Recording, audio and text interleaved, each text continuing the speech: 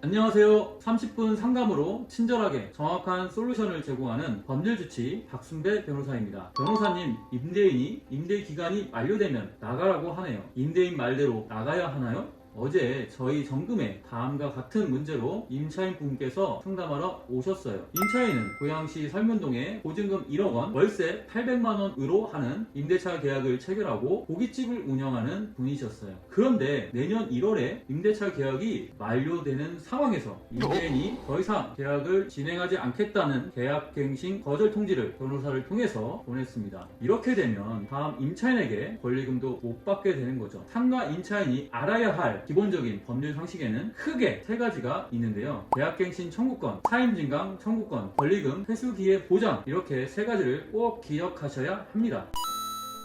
우선 보증금과 월세가 많아서 환산 보증금이 상가 건물 임대차 보호법 적용 범위를 초과한 경우가 있어요. 환산 보증금 계산은 월 차임의 100을 곱한 값에 보증금을 더하여 산정하는 것이에요. 상가 건물 임대차 보호법이 적용되는 보증금은 다음과 같습니다. 서울은 9억 원, 감일, 억제권역 및 부산광역시는 6억 9천만 원, 광역시, 파주시, 김포시 등은 5억 4천만 원, 그 밖의 지역은 3억 7천만 원으로 산정되어 있는데요. 저희 의뢰인은 고양시 과밀 억제권역에 해당하여 9억 원 이어서 상가 건물 임대차 보호법 적용 범위, 즉 6억 9천만 원을 초과한 상태였어요. 이런 경우에는 상가 건물 임대차 보호법 제10조 3항 본문은 적용되지만 후문은 적용되지 않습니다. 이게 무슨 말이냐고요? 본문은 계약갱신 청구권을 의미하고요. 후문은 제11조 차임 등의 증감 청구권에 관한 규정이에요. 그 규정은 5% 내에서만 차임을 증감할 수 있다는 것입니다. 따라서 갱신은 상가 건물 임대차 보호법이 적용하는 10년 기간 내에서 가능하고, 차임 등의 증감 청구권에 관한 규정은 상가 건물 임대차 보호법이 적용되지 않고 민법 제628조에 따라서만 증감을 청구할 수 있습니다. 민법 제628조에 의하면 임대물에 대한 공가 부담의 증감, 기타 경제 사정의 변동으로 인하여 약정한 차임이 상당하지 아니하게 된 때에는 당사자는 장래에 대한 차임의 증감을 청구할 수 있다고 되어 있습니다. 민법 제628조에 정한 차임 증감 청구권은 계속적 채권 관계인 임대차의 특성상 계약 관계가 지속되는 동안 경제 사정 등의 변경으로 당초 약정하였던 내용이 현실과 동떨어지게 되는 결과 기존의 약정 내용을 고수하는 것이 정의와 형평에 어긋나게 되는 경우 변경된 사정에 맞게 계약 내용을 수정하는 것을 허용하는 신의칙상 이른바 사전 변경의 원칙을 입법화한 것입니다. 이에 차임 증감 청구권이 인정되기 위해서는 첫 번째, 차임을 약정한 후 공가 부담의 증감 등 경제 사정이 변동되어야 하고, 두 번째, 그러한 변동에 비추어 종래의 차임으로 당사자를 구속하는 것이 정의와 형평에 어긋나 불합리하게 됨으로써 종래의 차임이 상당하지 아니하게 되어야 할 것입니다. 한편 당사자들의 확정적인 의사의 합치로 인하여 체결되게 된 계약, 특히 장래 이행을 예정하는 계약은 그 자체가 계약의 성립시와 이행시 사이에 발생하는 사정 변경의 위험을 당사자들에게 배분하는 것이므로, 그러한 당사자들의 사적 자치에 의하여 체결된 계약 내용을 변경하는 것은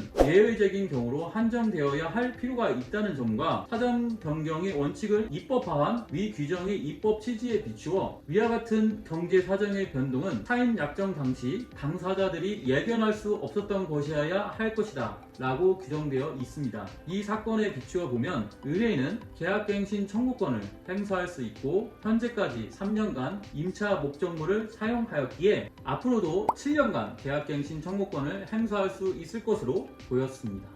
그리고 임대인이 월세를 올리려고 하더라도 경제 사정의 변동이 있다고 보기 어렵고, 단순히 임차인의 장사가 잘 된다는 것에 불과하여 차임을 증액해야 한다는 임대인의 주장은 결코 타당하다고 볼 수 없었습니다. 그리고 임대차 기간이 끝나기 6개월 전부터 임대차 종료 시까지 임차인이 주선한 신규 임차인이 되려는 자로부터 권리금 지급받는 것을 방해해서는 아니 될 것입니다. 방해 행위에는 신규 임차인이 되려는 자에게 현저히 고액의 차임과 보증금을 요구하는 행위도 포함됩니다. 임대인이 제시한 조건이 현저히 고액의 차임과 보증금에 해당한다는 사실은 임차인이 입증해야 합니다. 지금까지 환산보증금이 상가 건물 임대차 보호법 적용 범위를 초과하는 경우에 차임 증감 청구권을 행사할 수 있는지, 그 요건은 어떠한지, 권리금 회수를 보장받을 수 있는지 등에 대하여 설명드렸습니다. 오늘 사례를 간단하게 정리하자면, 고양시의 경우 수도권 과밀 억제권으로서 한산보증금이 6억 9천만 원을 초과하면 상가건물 임대차 보호법 적용 법인을 초과하게 되므로 종법 제10조 3항 본문만 적용되고 후문은 적용되지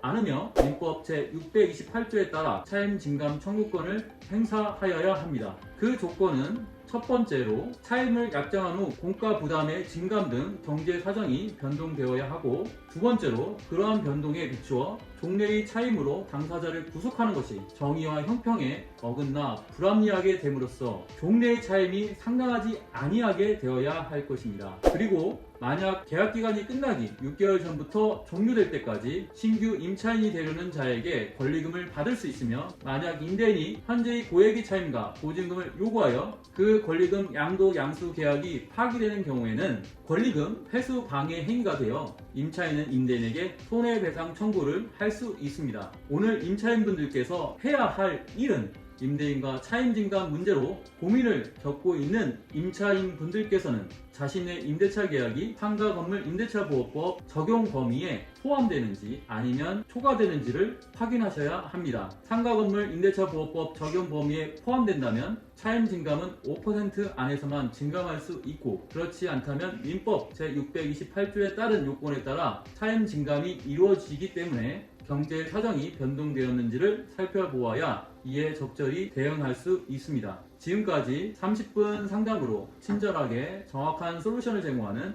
든든한 법률 파트너 박순배 변호사였습니다. 구독과 좋아요, 알림 설정을 눌러주시면 더 많은 법률 정보를 받아보실 수 있습니다. 감사합니다.